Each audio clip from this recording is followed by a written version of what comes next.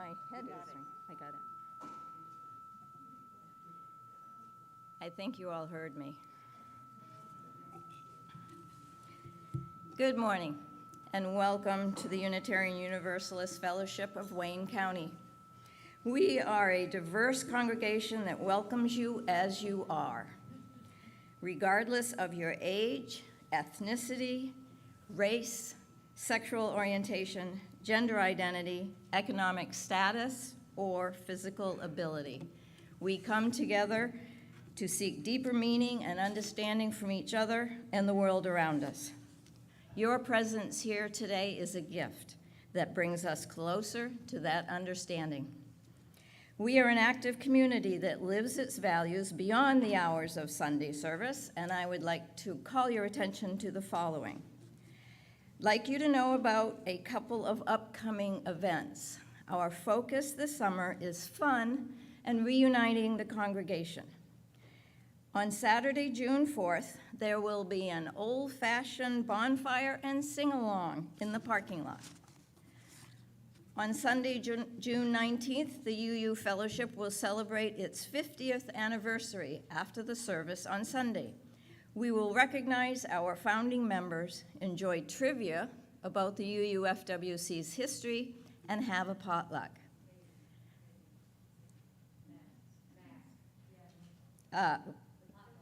Oh, the potluck, maybe. Okay, thank you. I heard this maybe, but I couldn't.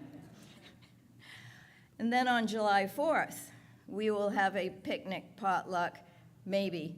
I'll just throwing that in, with fireworks viewing, so bring your lawn chairs. Jenny Papp is looking for someone with a telescope that can help with a stargazing party on July 30th. So watch for details in the Friday email. If you happen to have a telescope, let Jenny know. Okay.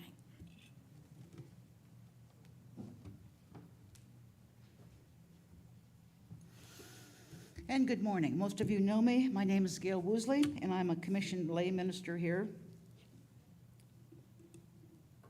Hang on, I need to go up. There we go. Isn't it great? And I would like to take this time before the service starts to allow those of you who are visiting us for the first time or the second time or even the third time to give you an opportunity to introduce yourself. And this allows those of us who have been here a while an opportunity to introduce ourselves to you and personally answer any questions that you may have after the service. So please remember that passing is an option. If you do not wish to be swarmed by your new friends yet, then don't introduce yourself. So if you would like to do that now, if you would raise your hand, and we'll bring the microphone and we will find out who you are. Anyone? All right. Oh, we do have one. All right. Good morning. My name is Bill Danley, and I'm a member of Zion Lutheran Church, as are my friends. We're actually, Tammy and Ellen and I teach a Sunday school class in New York. Should I start over? Yeah. All right. Whoa. I am Bill Danley. I'm a member of Zion Lutheran Church, as are my three friends here. Pam Yarnell and I teach a class, junior high, I just dated myself, middle school and high school class, where we examine our neighbor's face, we study what they believe, and when possible, we visit one of their services, which is why we're here today. That's Pam Yarnell, Trevor Grimes, and Duncan Grimes. All right. And we're very pleased, thank you, we're very pleased to be here. Thank you. Thank you. Welcome. Thank you. Anyone else? Well, thank you for letting us get the opportunity to know who you are. And we don't have coffee service yet, do we? No coffee service yet. That starts next week, doesn't it? Oh, we're still in Mass. Okay, no coffee service, so we can't even ask you to have a cup of coffee with us. So now we actually ask that you open your minds, silence your cell phones, and let's spend this hour together. Thank you.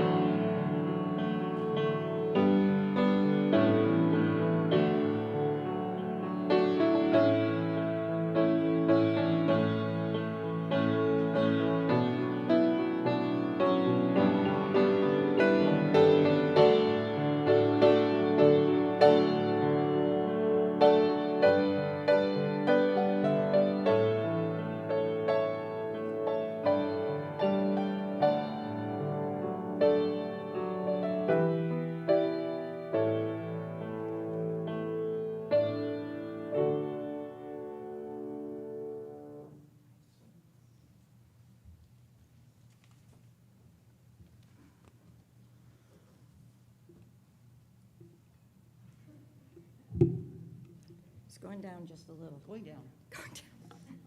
I think a little more. Hold it, I heard that voice. Our chalice lighting this morning is by Gandhi. Is it possible to live in peace? If someone with courage and vision can rise to lead in nonviolent action, the winter of despair can, in the twinkling of an eye, be turned into the summer of hope. Nonviolence is not a garment to put on and off at will. Its seat is in the heart, and it must be an inseparable part of our being. Nonviolence, which is a quality of the heart, cannot come by an appeal to the brain. It is a plan of slow growth, growing imperceptibly but surely.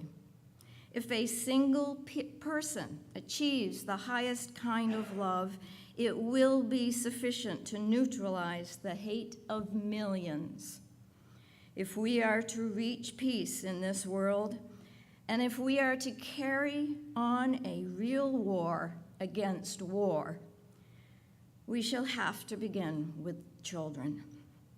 The future depends on what we do in the present. Now let us sing our opening hymn, We'll Build a Land.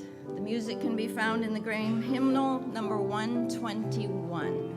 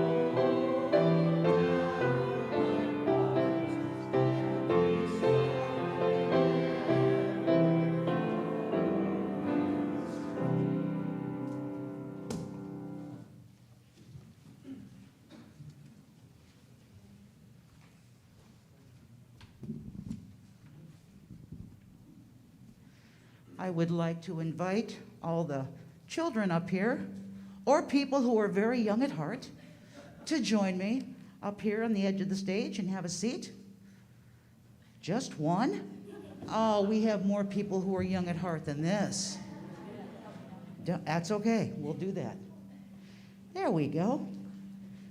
Now Alex isn't going to be so alone, is she? And I'm going to grab this chair.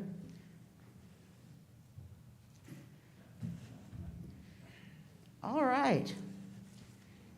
So, this is Memorial Day, okay? And I bet there's something in the Wonder Box that needs to come out. Alex, would you like to get out of the Wonder Box what's in there and be very careful with it, please? Did you want to get it? I'm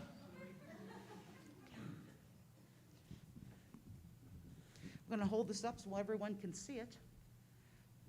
Anybody recognize what this is? No. This is called a Blue Star banner.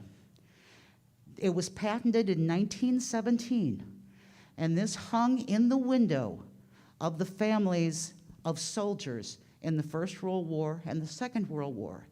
This was actually developed in Ohio, patented in Ohio, and made in Ohio. This particular Blue Star banner came from a man named, what was his name again? Bonnie, help me. There we go, Glenn Charles Hawk.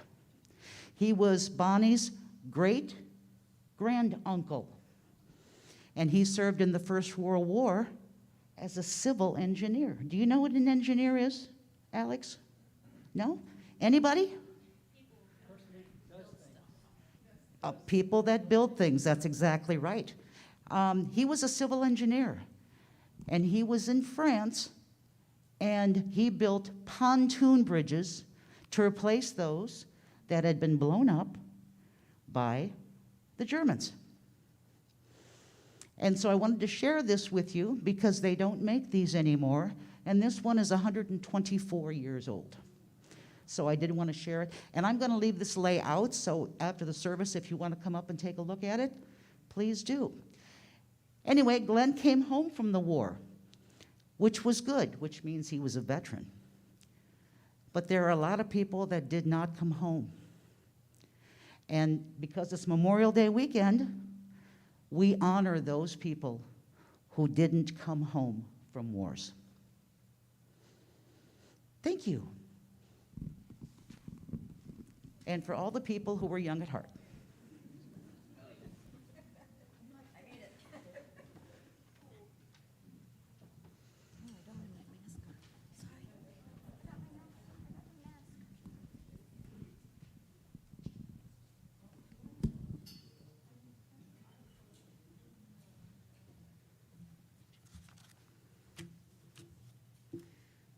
We carve out some time from every service to share what's in our hearts. And a community is enriched as we support one another. So we take now time to read a few sorrows that have come into our community. Our first sorrow is we have lost Marge Thomas. She died on Thursday. She was surrounded by friends. She was our director of religious education for about 15 years. Her smile and her loving face will be missed by all of us. Her service will be here on Tuesday at 10 a.m.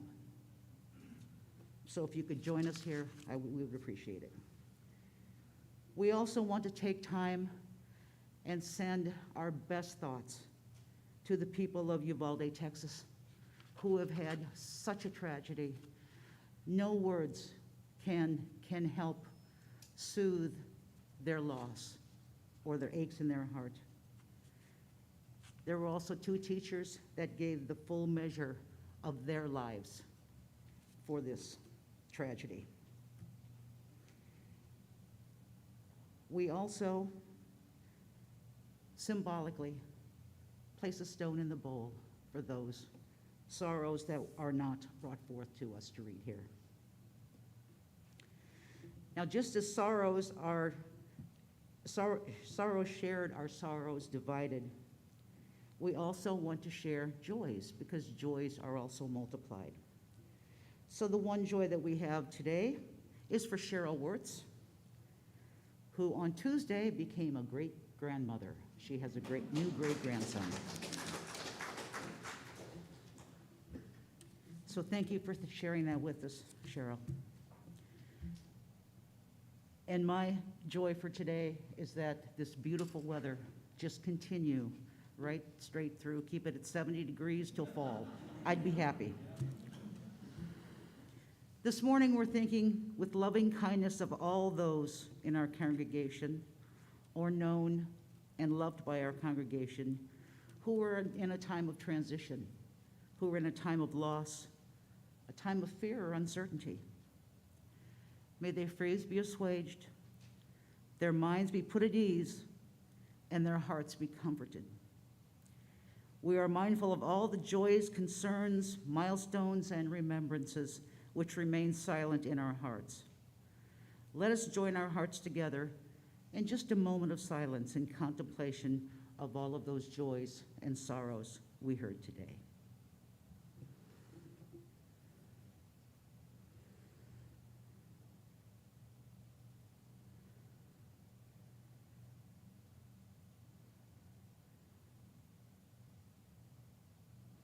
Blessed be.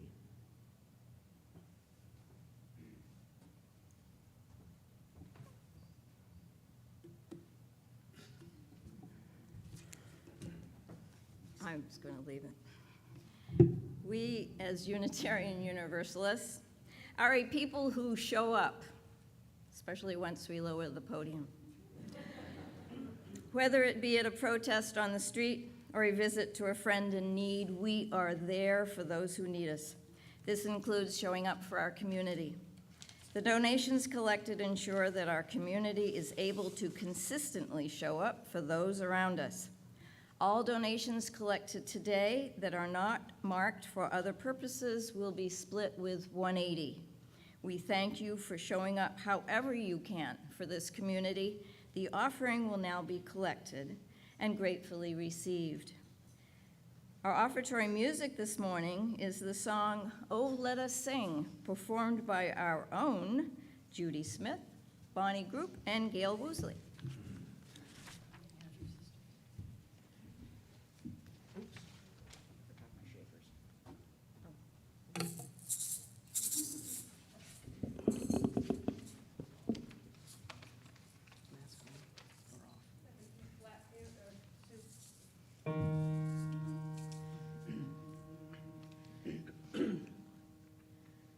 Now let us Sing to the power of the faith within. Now let us Sing to the power of the faith within. Lift up your voice. Lift up your voice. Be not afraid. Sing to the power of the faith within. Sing to the power of the hope within. Now let us Sing to the power of the hope within. Lift up your voice. Lift up your voice. Be not afraid. Sing to the power of the hope within. Let us Sing to the power of the love within. Now let us Sing to the power of the love within. Lift up your voice. Lift up your voice. Be not afraid. Sing to the power of the love within. Now let us Sing to the power of the joy within. Now let us Sing to the power of the joy within. Lift up your voice. Lift up your Be not voice. afraid. Be not afraid. Let us Sing to the power of the joy within. Sing to the power of the joy within.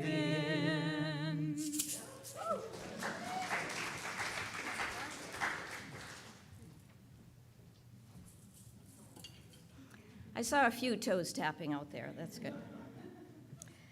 Please join me in this unison reading. The words are on the screen. Let us be grateful when we are able to give, for many do not have that privilege. Let us be grateful for those who share their gifts with us, for we are enriched by their giving. Let us be grateful even for our needs, so that we may learn from the generosity of others. Our reading this morning was written by President Dwight D. Eisenhower. Every gun that is made, every warship launched, every rocket fired signifies in the final sense a theft from those who hunger that are not fed, those who are cold are not clothed. This world in arms is not spending money alone. It is spending the sweat of our laborers, the genius of our scientists, and the hopes of our children. It is not a way of life at all in any true sense. Under the clouds of war is humanity hanging on an iron cross.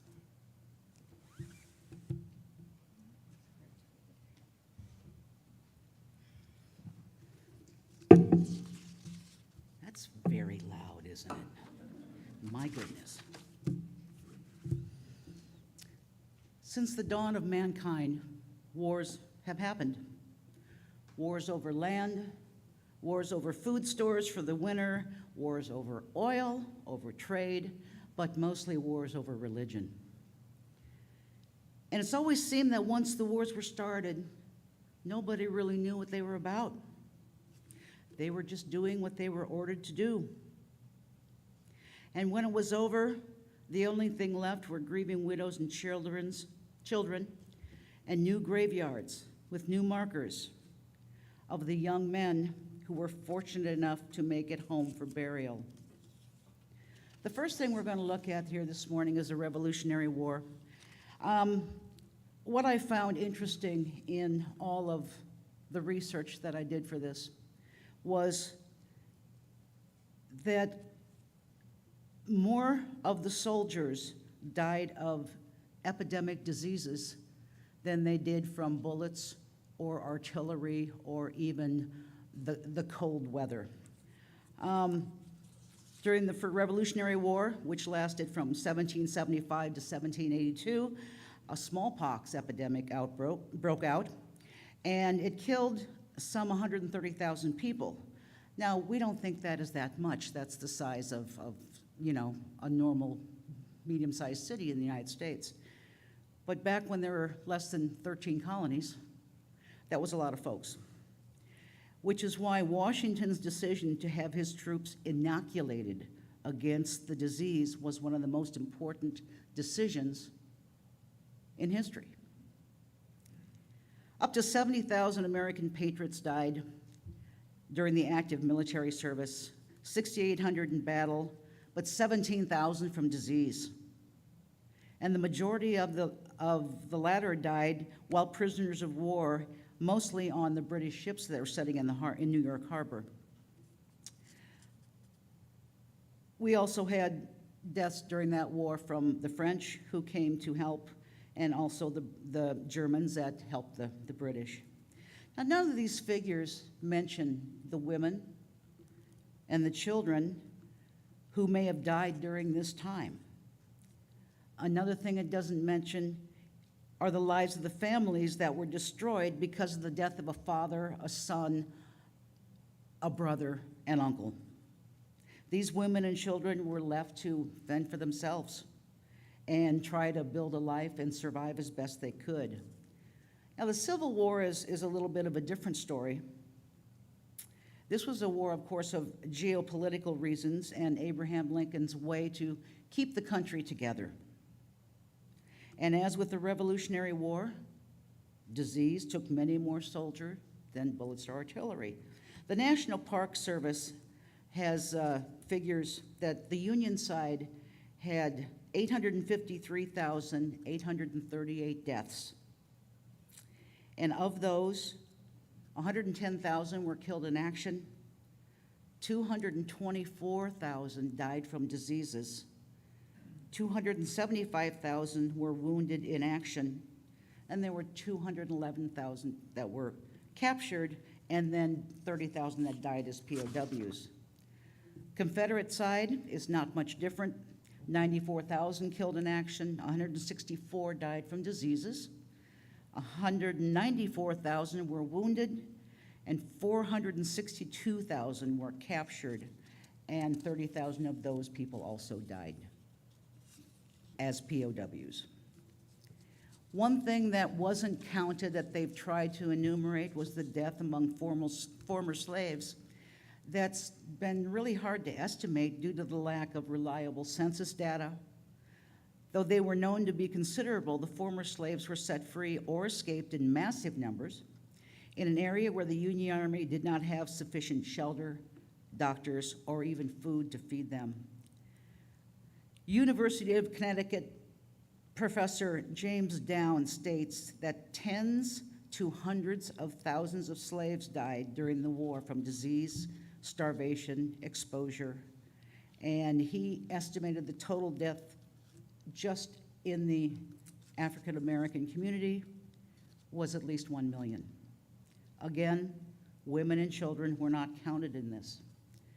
New graveyards sprung up in places like Antietam and Gettysburg, and the largest graveyard, of course, sprang up because of the land that was taken from Robert E. Lee, his farm, which is now Arlington National Cemetery.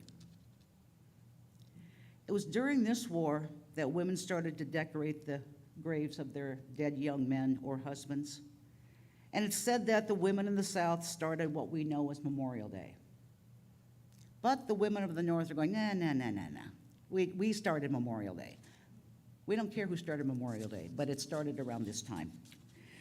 True observance of Memorial Day was given a true holiday in 1966, which was on May 30th. Then in 1967, all holidays were moved to Monday by President Lyndon Johnson. The First World War saw many more women in aid stations. They were driving ambulances and dying right alongside of soldiers they were trying to save. With each war, our weapons become more deadly. And now the use of chemical weapons started. And mustard gas burns, blindness, damaged lungs, and death were unbelievable. Many of these soldiers returned with shell shock, which is now called post-traumatic stress syndrome, with serious lung problems and serious disabilities. I'm not going to give you numbers for World War I or World War II because sometimes they are just so large that we can't fathom them. And of course, World War II brought bigger and more dangerous weapons, the use of the atom bomb, and those lives that were snuffed out in a mere instance.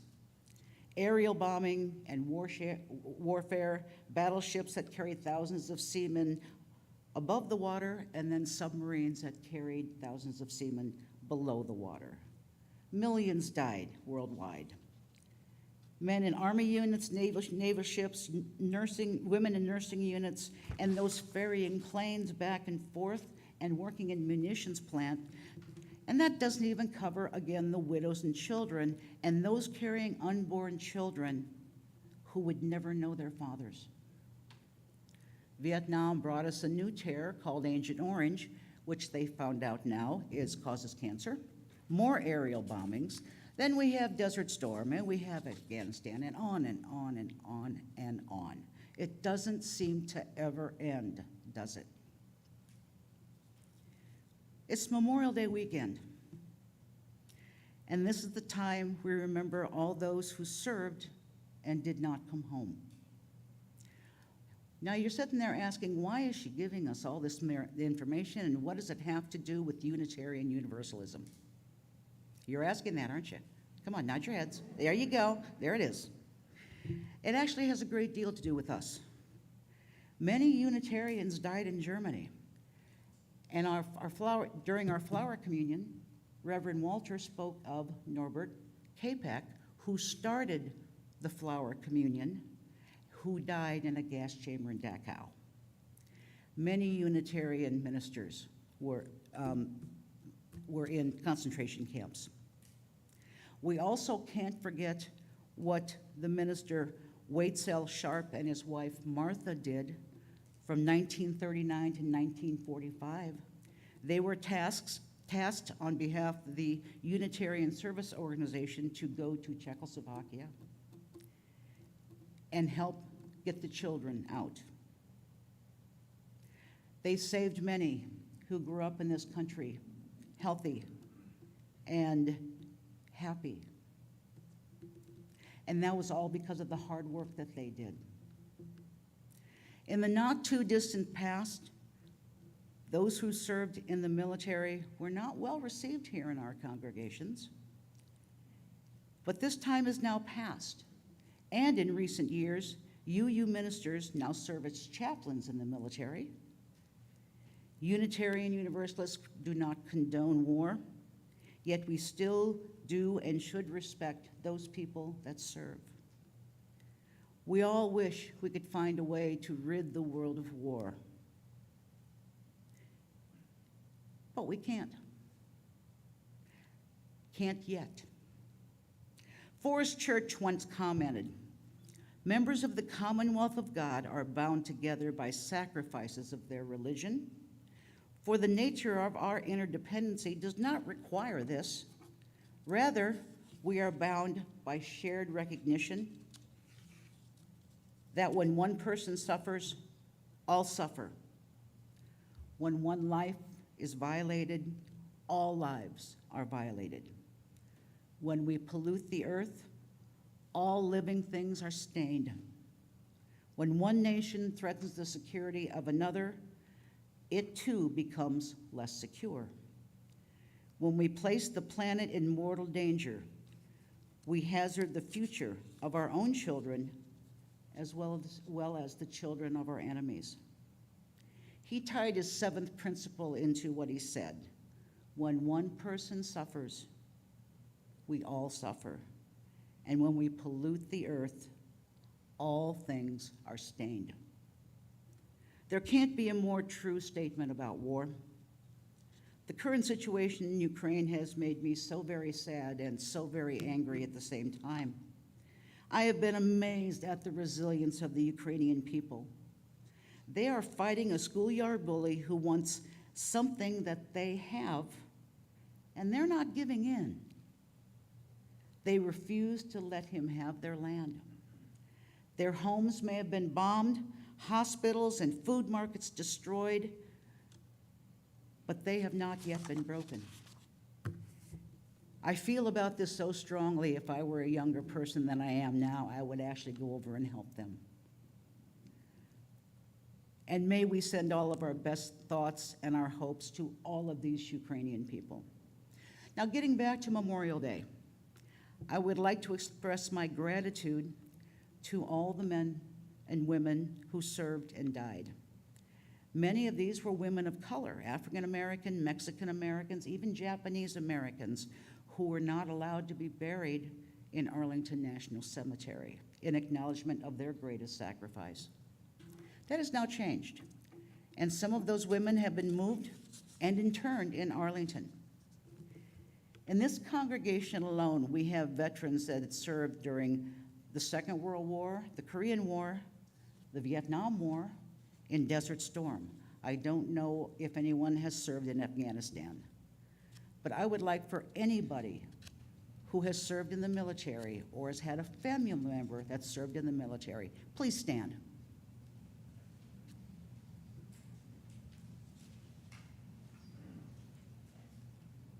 Thank you so much for your sacrifice and your service. We leave here today to enjoy the rest of our holiday weekend. So I'm going to ask you one thing. As you light your grills and you cook your whatever garden burgers or whatever you're cooking, and you sit down to enjoy a nice meal, lift your glasses, whether that's water, lemonade, wine, beer, or something else, and make a toast to these soldiers who never returned home. May they always, always be remembered. Blessed be. And now I think we need to sing a hymn. Hymn number 131, Love Will Guide Us.